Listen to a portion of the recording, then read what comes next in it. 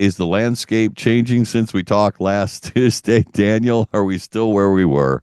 Russia seems to be spending a lot more time hitting these missile strikes deeper into the Ukraine heartland, especially in the Kharkiv area, as you mentioned there, going after energy and electric production facilities, which keeps on limiting their economic capacity to sustain the war. But there's also been a recent upturn in the use of specific drones deep inside of Ukraine, and that's been a bit of a change. And we'll have to wait to see what it portends. But they've been using a lot of these fiber optic drones deep inside, behind the lines, which either implies that the range of these things has been significantly increased or that there are Russian partisans operating behind the lines in larger numbers. And especially in two specific areas around the Kupiansk and in the Sumy region of Ukraine, it's just been devastating. It's just been one drone after another. And if you're not familiar with these fiber optic cables, they can't be jammed. So if they fly, they will kill something. And so far, the Ukraine doesn't have an answer to it. And the Russians are starting to use more and more of them. And if you weaken the lines behind the lines, then that means that at some point you're going to weaken the fabric up at the front line. Are you talking about something along the lines of, I mean, it used to be the TOW missiles? They had a. Yes, 100%. Exactly the same. Yeah, TOW missile, which has a tiny, like a Yeah. hair fiber optic cable where the missile flew into it. Well, now they've used that same technology in the drones. Wow. Because obviously, at least in the early days, I think those came out, well, like in the 80s or something like that. I mean, they were limited in terms of the distance because, of course, the limitations of having a fiber optic Right. cable connected to the missile. That's exactly right. Yeah, you have to have a spool that it unspools as it flies, and you can barely see it. I mean, you can see it when you're on there, but I mean, even 10 feet away, you have a hard time seeing it. It's that thin, but it's enough to get the signals so that the thing can be driving on target, and you literally have something like HD video on the driver's, I mean, on the operator's handle. And obviously, you have some issues. Obviously, you can't fly it around trees because then it gets tangled up. But you can get it on target. It's been very just devastating effective in the Sumy region, especially.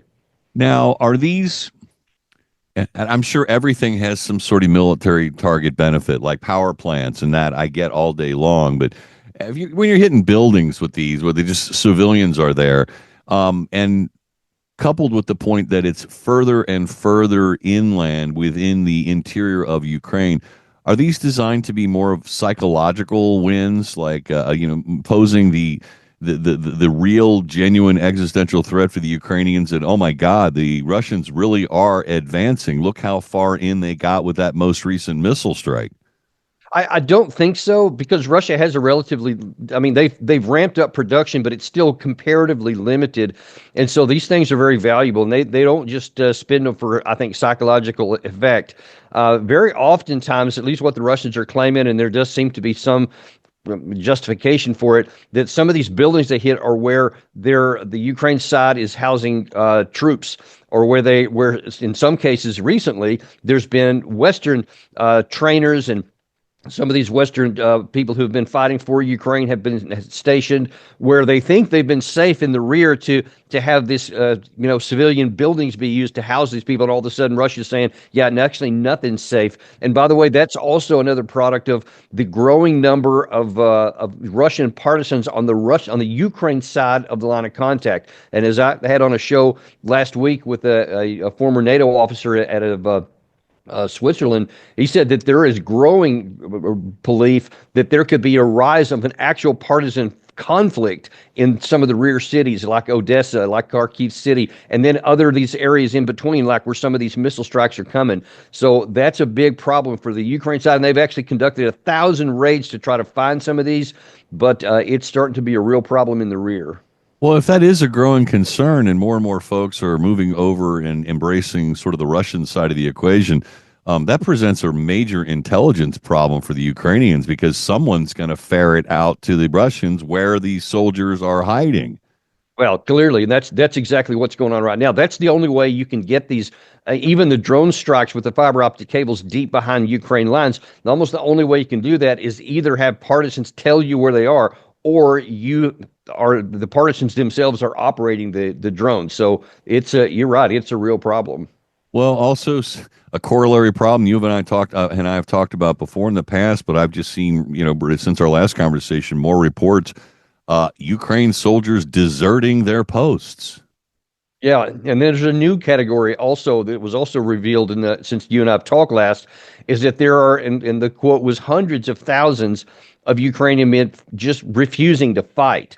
So when they say, "Hey, like we want to conduct this defensive counterattack here against the Russians in the Pokrovsk area, actually over the last 12 hours," many of them are just refusing. They're saying, "No, we're just not going to go." So it's just a compounding problem because, listen, I mean, how are you going to be motivated to risk your life on an attack when you can see on your own news feed that Trump is aggressively trying to figure out how he's going to end this war? Is he going to take as payment the rare earth minerals from the Ukraine side and all that? So you see he's getting ready to talk to Vladimir Putin. You know that the war is effectively over. You're just figuring out how it's going to end. You don't want to be one of the last ones to die for a war that's already over. And we're seeing the results of that on the battlefield.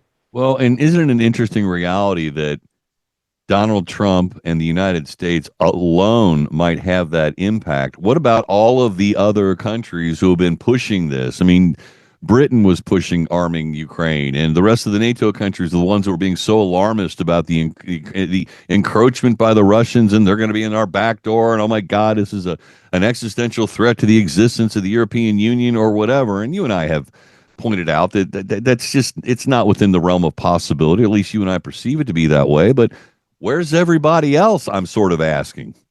Well, this also yesterday afternoon, you had Keir Starmer meet with not Jens Stoltenberg, Mark Rutte, the new NATO Secretary General, and they're still talking like it's the second or third month of the war. Yes, the UK said we're going to give more support, ammunition, training, and everything else to Ukraine in 2025 than in any other year of the war so far.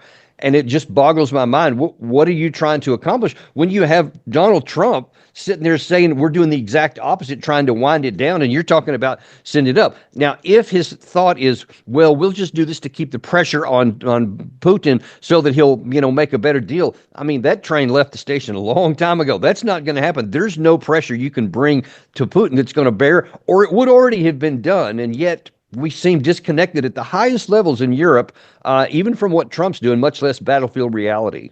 Well, on the heels of our just moments ago discussion about how the Ukrainian soldiers aren't even fighting and they can't replenish the frontline troops, who in the hell are they going to apply this training to, Daniel? I mean, who are you going to train? Right. That's exactly the disconnect I'm talking about. Oh, my. Well, pivoting over, Tulsi Gabbard, Kash Patel, where are you on these? And good, bad, indifferent? How are we looking on this? Yeah, Tulsi Gabbard in particular is, in my view, the best cabinet level pick that Trump has made, bar none. And I mean all of them. And she's also facing the most fierce resistance of any of them, precisely because she's the most qualified, meaning that she will actually faithfully do the job, which she said in her statements, that she's going to faithfully tell the president what the intelligence assessments actually are, meaning she's not going to sway it and bend it because of a perceived bias that she wants, or that the establishment in Washington, which almost always reflexively wants whatever the DNI says to the president to be, yeah, we have to use military force here. That's what's happened, quite frankly, most of the time in the past, and what the industry in Washington really wants. And so they have just brought out the knives against her. It doesn't look like it's going to succeed. There's been a couple of key senators and just in the last 12 or 20 or 18 hours that have come out and said publicly out of the intel community they're going to vote for her, because it's an 8-9 vote just to get her out of committee, to get her into the overall Senate vote, which apparently is supposed to happen today. If she gets through that, then I think that it's likely that she's going to be confirmed. But it's going to be a tight one, but it's one that I think Trump will benefit from more than any other. So what I'm hearing is then she is not someone like we've had before, married to the military industrial complex and seeking to perpetuate it. She is an arm's length distance from them because she doesn't want to be swayed by that. And her whole career, I mean, she took all kinds of heat from the Democratic Party because also she's not anybody's tool. She's not anybody's puppet, as she said before, and that got her kicked out of the Democratic Party. She was a rising star in the Democratic Party, but she was also an honest broker, and they don't want an honest broker. They want somebody who was going to play the game. Well, there's on the Republican side a similar kind of constituency. They want someone who's good, but only if they can control them. And she can't be controlled. And so that scares a lot of them. So they don't want her in there. And that's why we need her in there, because she'll just tell the truth. Even if the truth is the intelligence says we need to use military force, she'll tell them that. But if it says, no, this won't succeed, and the intelligence says that this is not a good place to go, she'll tell him that too. That's what we need in that position. All right, and pivoting over to Kash Patel. Honestly, I don't have a lot of knowledge about him. I've got limited bandwidth, and I just haven't been able to focus much on that one. I just don't know. Okay, Daniel, that's quite all right. And I just got on the heels of a conversation about our southern border. And Pete Hegseth is considering maybe launching military strikes against the cartels in Mexico. And, being the constitutionalist I am, and I understand the value of easily eradicating evil actors in the world. But, if an evil actor is in my country and some other country decides to start launching missiles into my country, as good intentions as that may be, I might view it as an act of war. What's your take on doing that? Because we've blown up targets literally in the four corners of the world with rockets and just sort of random attacks out of nowhere. I've always been sort of suspicious of our ability to actually do that. Well, our ability to actually take out a target anywhere in the world is substantial. Yes. We have the capabilities, we have the technical capabilities, intelligence capabilities, and all that. But I am with you on this one, and I know that there's a lot of different views on it. Some of my close friends and colleagues have different views than I do, but I am a staunch defender of defending the border. Let's defend our border. Let's prevent anybody from coming in. If we have nefarious actors, we should use law enforcement or military, whatever, to take out that threat to our country in our country. But going into another country, I think, is a legal issue. It's a international rules-based situation, because exactly what you said. I don't ever want a precedent where some China, Russia, any other country can say, well, there was a bad actor of ours in your country, so we just took them out. We don't want that, and Right. we would never tolerate it. So I think that we should not do that here. But there's a bigger issue to me. You go after the cartels, you make it a war on the cartels, they will bring the war back to you. And as bad as a lot of the stuff is right now, it's not been open warfare. And just look in Mexico what the cartels can do when they get mad and they start trying to strike back. We don't want that to happen on our soil.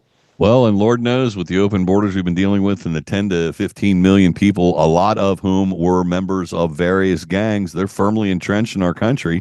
They could start launching terrorist attacks, and I can see the reprisals coming, and it does indeed concern me. Daniel Davis, Deep Dive. Find him online. You'll find his podcast, and we'll always find him here on 55 KRC, the talk station, every Tuesday beginning at 8:30. Love the conversations, Daniel. I hope you have a fantastic week, my friend.